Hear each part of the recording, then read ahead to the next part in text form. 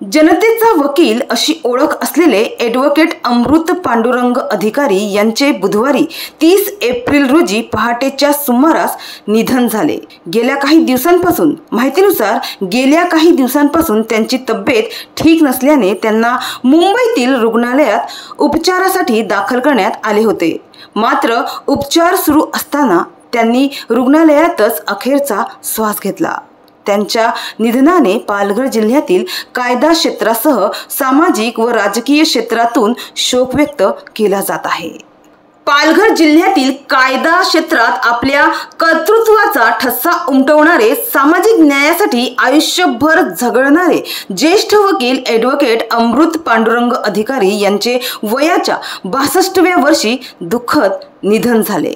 Advocate अमृत अधिकारी हे केवळ कायद्याचे तज्ज्ञ नव्हते, तर समाजासाठी झटणारे, विचारांची ठाम भूमिका मांडणारे आणि उपेक्षितांचे आधारवड होते।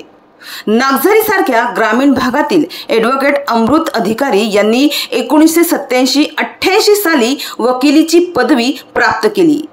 अत्यंत प्रतिकूल आणि कठीण परिस्थितीचा सामना करत अथक परिश्रमांद्वारे त्यांनी फौजदारी दिवाणी आणि महसूल न्याय प्रकरणांमध्ये यश संपादन केले। तसेच त्यांनी पालघर, डहाणू, वसई, ठाणे आणि मुंबई हायकोर्टात अनेक महत्त्वाच्या केसेस हाताळल्या आणि एक नामांकित व यशस्वी वकील म्हणून लौकिक मिळवला। तर समाजवादी विचारधारेतून प्रेरित होऊन त्यांनी भूमिसेना व जनता दल पक्षात कार्यरत राहून अध्यक्षपद देखील भूषविले। सामाजिक चळवळी, आंदोलने आणि न्यायाच्या लढ्यांमध्ये ते कायम सक्रिय राहिले।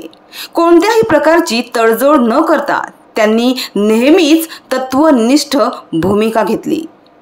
ॲडव्होकेट अमृत अधिकारी यांनी केवळ कायद्याच्या चौकटीत राहून काम न करता समाजातील गोरगरीब, उपेक्षित व आदिवासी बांधवांसाठीही आपले योगदान दिले। त्यांनी अशा अनेक व्यक्तींना कोणताही मोबदला न घेता न्याय मिळवून दिला आहे। त्यांच्या वकिलीच्या व्यवसायाला सामाजिक बांधिलकीची प्रेरणा होती आणि राहील। ॲडव्होकेट अमृत अधिकारी यांनी कायदा क्षेत्रात खूप मोठे योगदान दिले आहे। त्यामुळे त्यांच्या निधनाने कायदा क्षेत्राची कधीही भरून न येणारी हानी झाली आहे, अशी भावना अनेकांकडून व्यक्त केली जात आहे। तर त्यांच्या निधनाने नागझरी ग्रामीण परिसरात शोक व्यक्त केलं जात आहे। देव त्यांच्या कुटुंबियांना या दुःखातून सावरण्याची शक्ती देवो आणि त्यांच्या आत्म्यास शांती लाभो, हीच ईश्वर चरणी प्रार्थना।